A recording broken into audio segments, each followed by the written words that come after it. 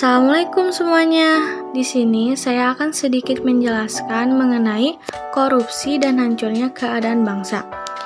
Sebelum saya menjelaskan lebih panjang lebar, apakah kalian sudah tahu apa itu korupsi?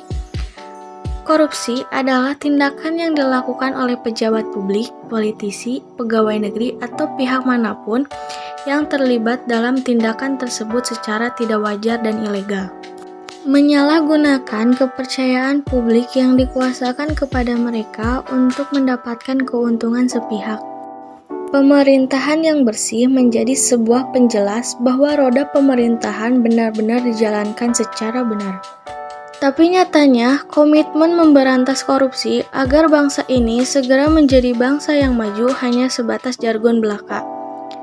Apabila di tingkat pusat, sejumlah pejabat negara, baik di tingkat eksekutif, legislatif, maupun eksekutif, sedang mempertontonkan arogansi politiknya, dan kemudian melahirkan kebijakan-kebijakan sangat tidak populis. Justru, di tingkat daerah pun juga demikian.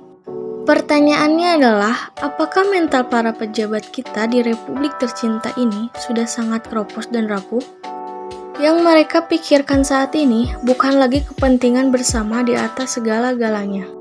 Penderitaan rakyatnya akibat perilaku para elit yang lebih suka mengkorupsi uang rakyat tidak pernah menjadi sebuah cermin kritis bahwa sesungguhnya di negeri ini sedang terjadi keadaan buruk tentang carut-marut kehidupan berbangsa dan bernegara. Maka, kondisi rakyat dan bangsa ini tidak akan pernah mengalami perubahan yang konstruktif sekaligus dinamis. Redupnya masa depan bangsa. Syekh Hussein Alatas mengatakan pada tahun 1968 bahwa penyakit korupsi akan melalui tahap terbatas, meluas, dan menghancurkan masyarakat di mana para koruptor berada di dalamnya. Pada tahun 1967, Jenderal Abdul Haris Nasution sudah mulai mengkhawatirkan perkembangan korupsi dan mengingatkan jika korupsi terus dibiarkan, maka ini akan sangat berbahaya bagi masa depan bangsa. Apa yang sedang digelisahkan tersebut setidaknya memberikan sebuah gambaran bahwa bagaimana masa depan bangsa ini akan menjadi cerah dan tercerahkan ketika para manusia di Republik tercinta ini sudah tidak memiliki idealisme dalam rangka memperjuangkan kepentingan bangsa di atas segala-galanya. Bangsa ini sudah terjebak dalam lingkaran kemiskinan, keadaban dan peradaban akibat korupsi membuat bangsa ini tidak berbuat apa-apa. Mereka semua sudah larut dalam kepentingan masing-masing yang sangat dekat dengan kekuasaan pribadi dan golongan. Kepentingan publik sudah diabaikan dengan sedemikian rupa. Kepentingan publik yang menyangkut hidup orang banyak sudah ditinggalkan saat mereka sudah memegang kekuasaan di kursi kekuasaannya.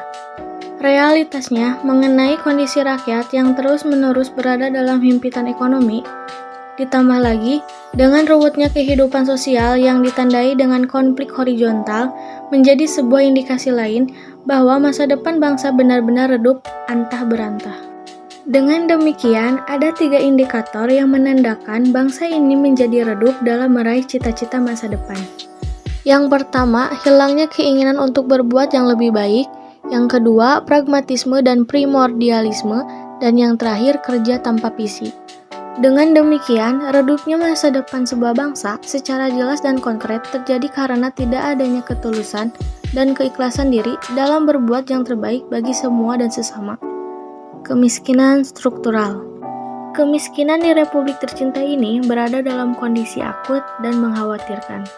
Berdasarkan basis perhitungan internasional, sekitar separuh dari total populasi masuk dalam kategori miskin. 8% dari populasi ini kemudian masuk dalam kemiskinan ekstrim dan masih menurut garis kemiskinan internasional yakni $2.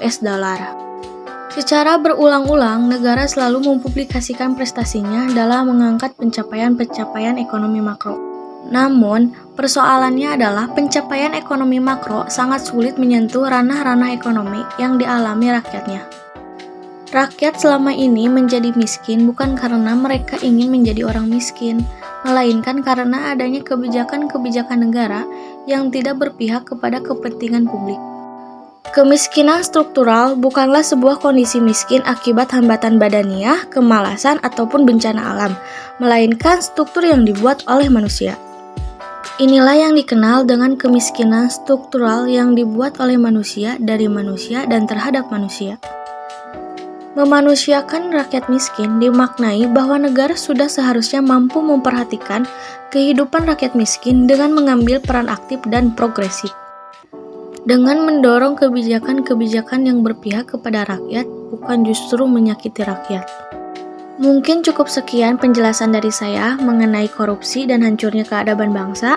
Mohon maaf bila ada salah kata karena saya masih dalam tahap pembelajaran. Wassalamualaikum warahmatullahi wabarakatuh.